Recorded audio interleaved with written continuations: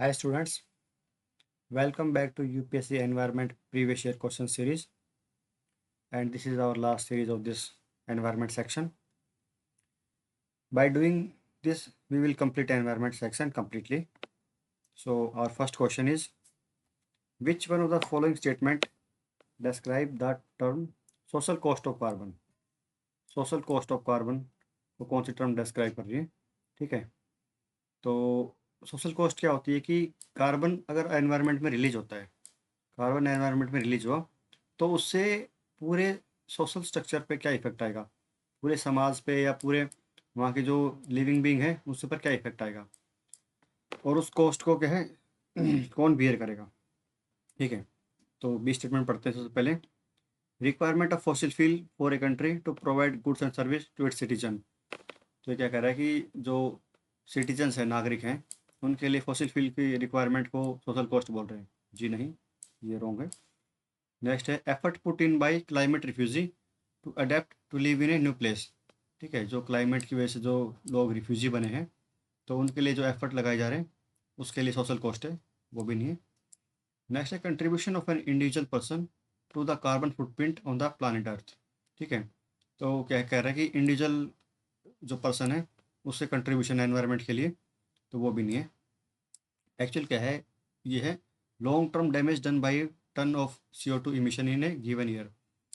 क्या है कि CO2 आपने रिलीज करी है एनवायरनमेंट के अंदर, कार्बन डाइऑक्साइड, तो 1 टन कार्बन डाइऑक्साइड रिलीज करने से पूरे जो सोशल स्ट्रक्चर है हमारा, पूरी जो लिविंग बीइंग है या जो भी ह्यूमन बीइंग है, तो उसके ऊपर क्या इफेक्ट आता है।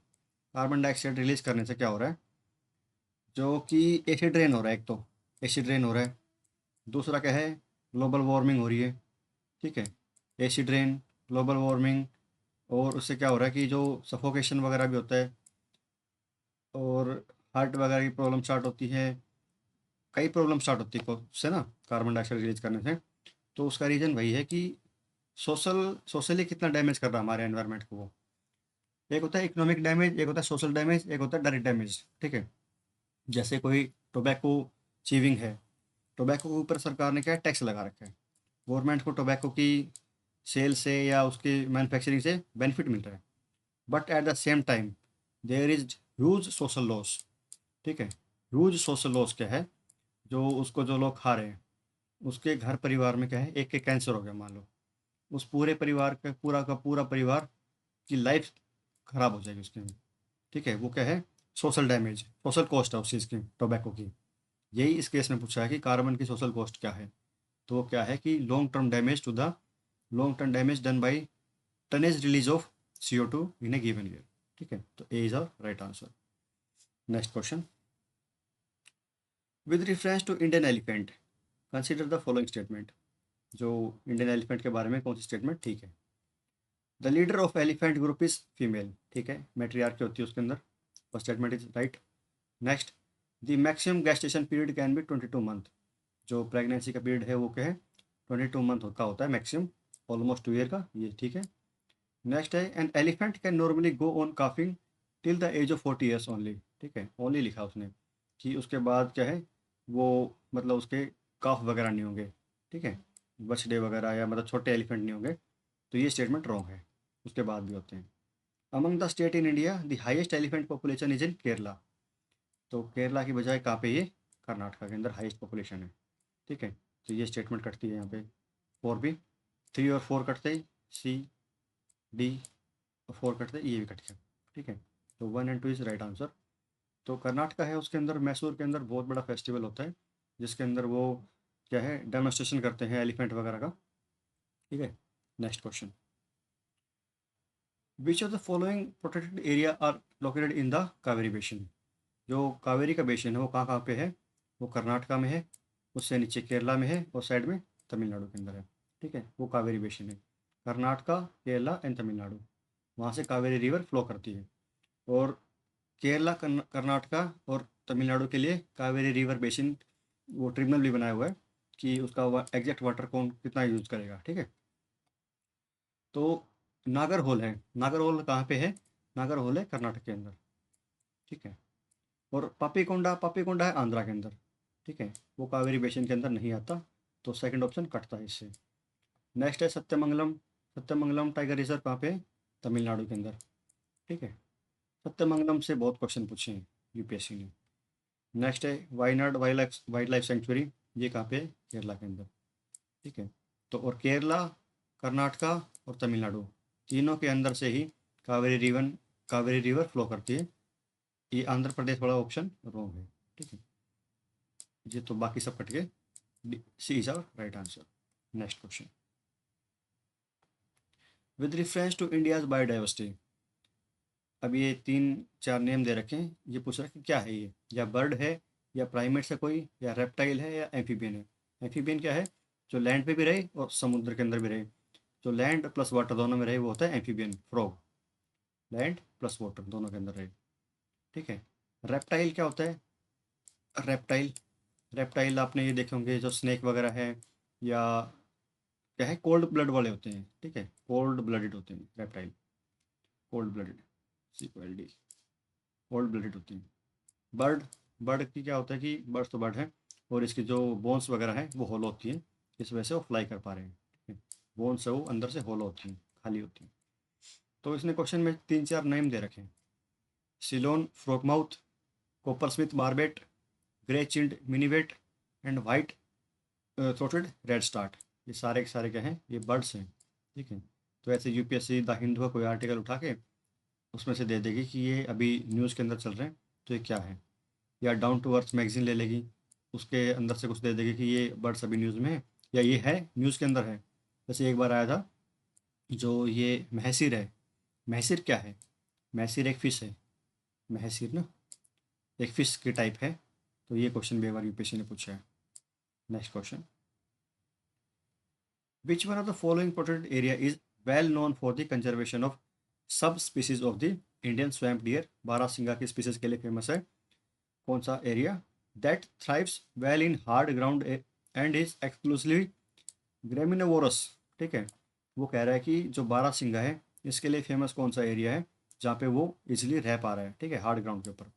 ठीक है, तो इसके ऑप्शन दे रखे हैं, कान्हा, मानस, मुदुमलाई, तालछापर। अभी क्या है, जो मुदुमलाई है ये कहाँ पे है? तमिलनाडु के अंदर। ठीक है, ताल छपर है राजस्थान के अंदर। मानस बहुत ही फेमस है, ये है असम के अंदर। ठीक है, और जो कान्हा है, कान्हा जी, ये है MP के अंदर, और यहीं पे बारहसिंगा मिलता है। जो मानस है ये फेमस किसके लिए है? ग्रेट वन इंडियन राइनो के लिए फेमस है। और जो आपने एक और बहुत नाम सुना होगा, जो गोट की एक वो है, गोट की एक टाइप है जो नीलगिरी के अंदर मिलती है, उसको बोलते हैं नीलगिरी तहर। एक टाइप की बकरी है वो, गोट है, नीलगिरी तहर। ठीक है, जो बड़े बड़े माउंटेन के ऊपर चढ़ जाती है बहुत इजीली।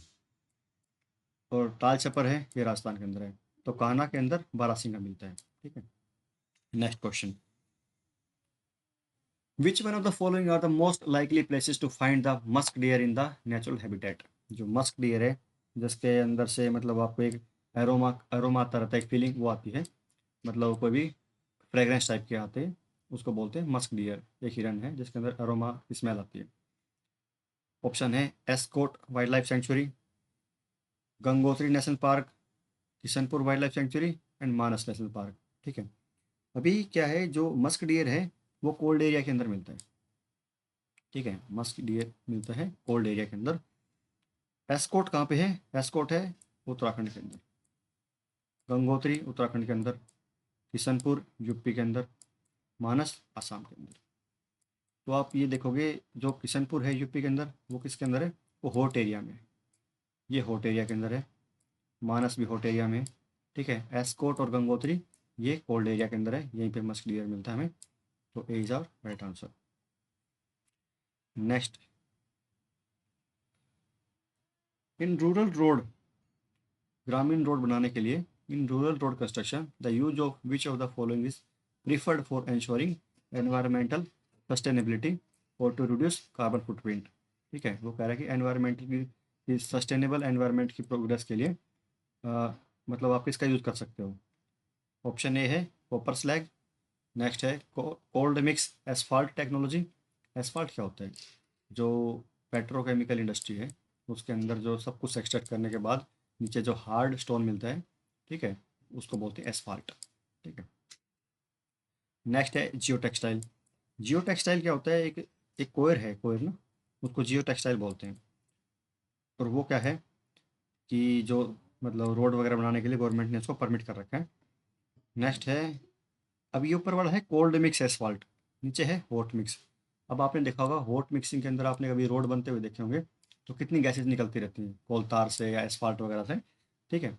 नेक्स्ट है पोर्टलैंड सीमेंट, ये सीमेंट की टाइप है। तो ये क्वेश्चन क्या पूछ रहा है कि आप इनमें से किस किस को ऐड कर सकते हो रोड बनाने के लिए, एनवायरमेंटल सस्टेनेबिलिटी को ध्यान में रखते हुए, ताकि एनवायरनमेंट भी सस्टेन करे। ये नहीं कि एनवायरनमेंट पूरा डैमेज कर दिया, रोड आपने बना दिया, ऐसा नहीं है। अब कॉपर स्लैग को आप डाल सकते हो। कॉपर जो ओर होती है, ठीक है, उसके ओर के बाद जो स्लैग लास्ट में बचता है, जो फ्लक्स के साथ स्लैग बनता है, उसको आप ऐड कर सकते हो, वो हार्मफुल नहीं है। नेक्स्ट है कोल्ड मिक्स एसफाल्ट, जो आप क्या है, मतलब एसफाल्ट को आप क्या है ठंडी कंडीशन के अंदर, ठीक है, आप मिक्स करें, उससे कोई भी नुकसान नहीं है। फिर है जियो टेक्सटाइल, उससे कोई नुकसान नहीं है। लेकिन जैसे ही आपने एसफाल्ट को गर्म करके डाला, उससे क्या है गैसेज वगैरह रिलीज हुई, और उससे एनवायरनमेंट को डैमेज होता है। तो ये दोनों में डिफरेंस है, कोल्ड मिक्स में और हॉट मिक्स में। हॉट मिक्स आप नहीं डाल सकते, पोर्टलैंड सीमेंट भी आप नहीं डाल सकते, ठीक है, उससे भी नुकसान है। तो 1 to 3 is right answer. So by doing this question, we have completed our environment section.